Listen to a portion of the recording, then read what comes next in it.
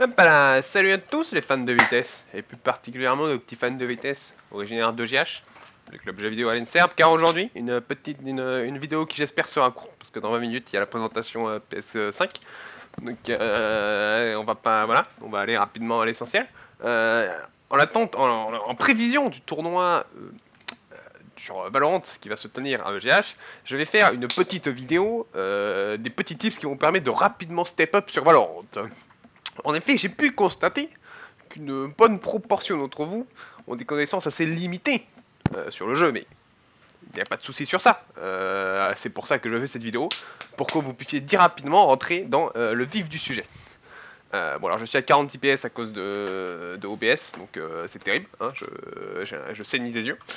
Mais c'est pas grave. Alors, bon alors je me suis fait une petite fiche des petits conseils, voilà, donc ça sera complètement dans le désordre. Et voilà, donc ça va être l'histoire un peu, parce que bon, quand j'ai commencé Valorant, j'étais pas très bon aussi, hein, voilà, j'étais plutôt bronze, j'étais à un niveau à peu près bronze, ouais voilà, low mid-bronze. Et aujourd'hui, après énormément d'heures de jeu, je suis à un niveau à peu près, voilà, gold, et peut-être il y a un monde où je suis low plate.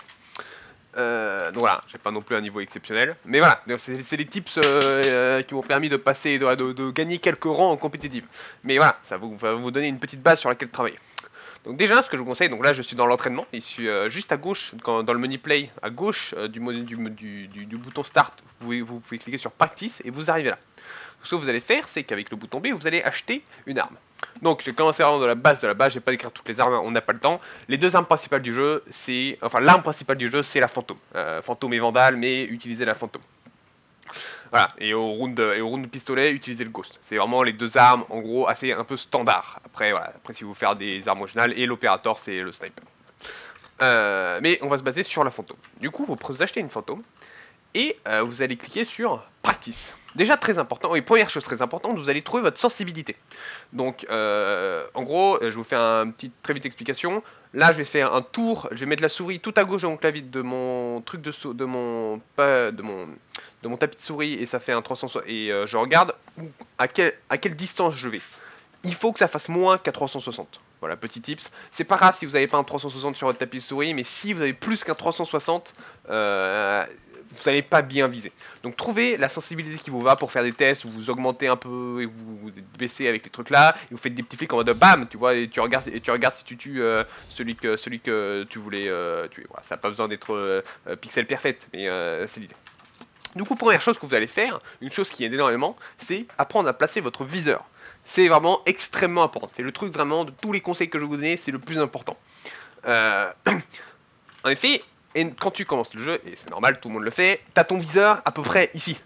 Et vous pouvez... Alors je vais... Est-ce que je peux activer l'armure des bots F2? Non, ça c'est pour changer de personnage, c'est pas F3? F1? Non, bon, c'est pas grave. Vous pouvez voir que, en gros, les ennemis...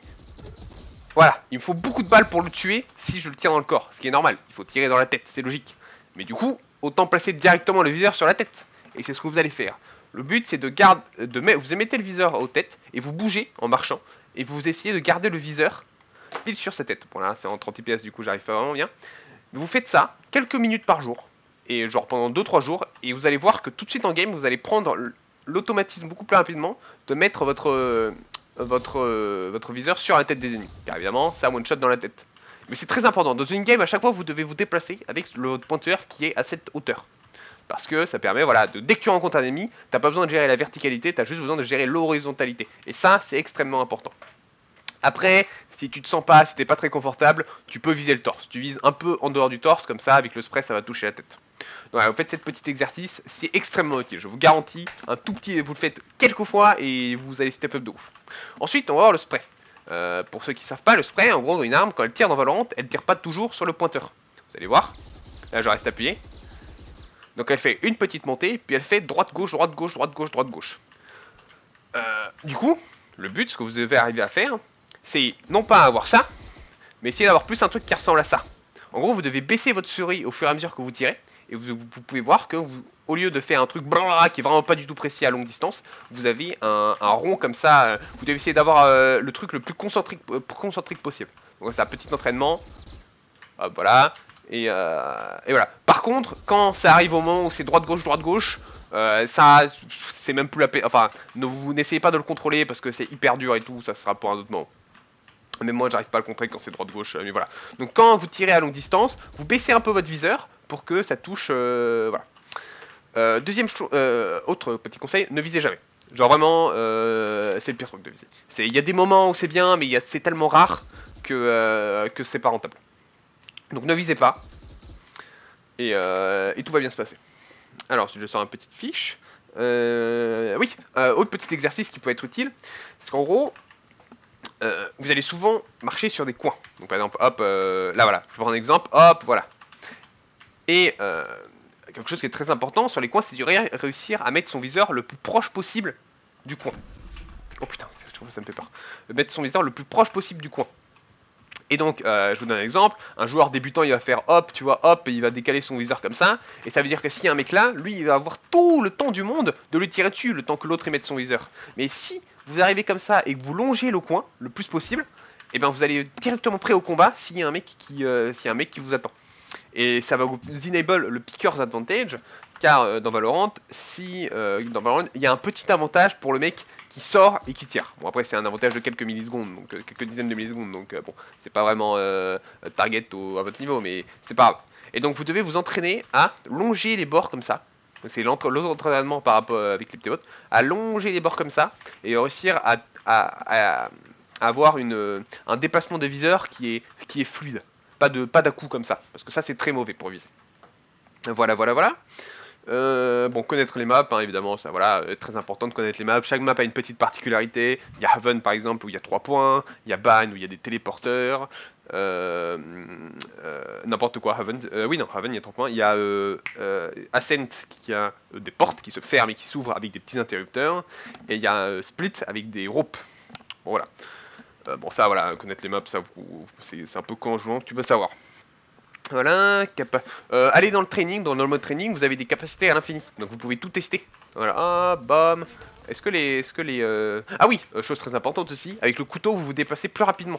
Du coup à chaque fois que vous avez besoin d'aller à une position et que vous êtes quasiment sûr qu'il n'y a pas d'ennemis, prenez votre couteau, parce que vous allez aller bien plus rapidement et vous allez être bien plus réactif au combat. L'information dans Valorant c'est tout, donc communiquez avec votre équipe et comme ça va permettre, tu vois, si ton pote tu lui dis ah ouais ok bah j'ai vu les 5 là, bah du coup il sait qu'il peut venir mettre son couteau et arriver bien plus rapidement au combat. Donc ouais, est-ce que les bots se prennent les dégâts des capacités? Eh bien non.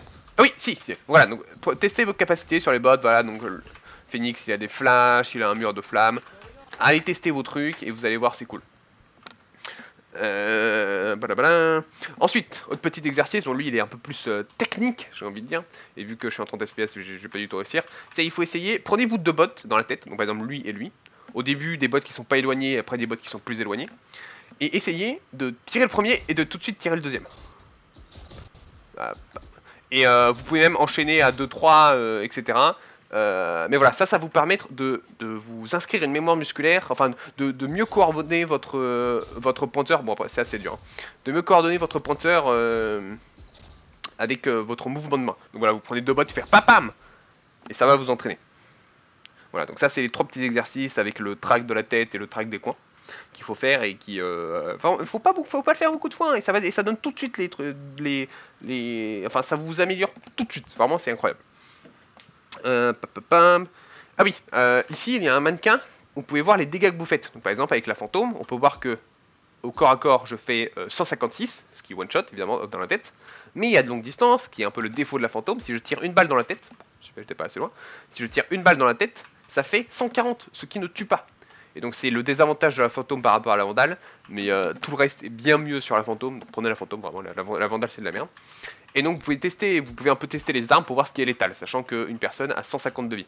Et donc on peut voir que par exemple le Judge qui est un pompe, à cette distance, bah ça tue, ça défonce, 204 dans le corps. À 125 ça tue plus, mais... Ah, voilà. Et vous voulez tester le shorty, vous savez pas ce que ça fait? Hop, vous prenez le shorty. Bam, 180, à cette distance ça tue, et ça coûte que 200. Et c'est ça qui est incroyable avec le shorty. Bon voilà. Elle est un peu fouillie cette vidéo, mais c'est pas grave, on n'a pas le temps, il faut que vous augmentiez rapidement. Tout le temps. Oui, évidemment, bon, ça j'ai pas précisé, mais bon, ça pour le coup je pense que je savais. Ne tirez jamais en courant, parce que je vais vous montrer sur un mur, donc ça, Voilà, c'est quand tu quand t'es normal. Et ça, ah, on voit pas assez, j'allais sur la cible. Donc quand je tire, normalement, tranquille, hop. Donc ça c'est avec le spray, ça fait un gros truc, c'est un gros point. Et quand je voilà, vous voyez la différence entre la droite et la gauche. Ne tirez jamais en courant. Vous pouvez tirer en marchant par exemple, par contre.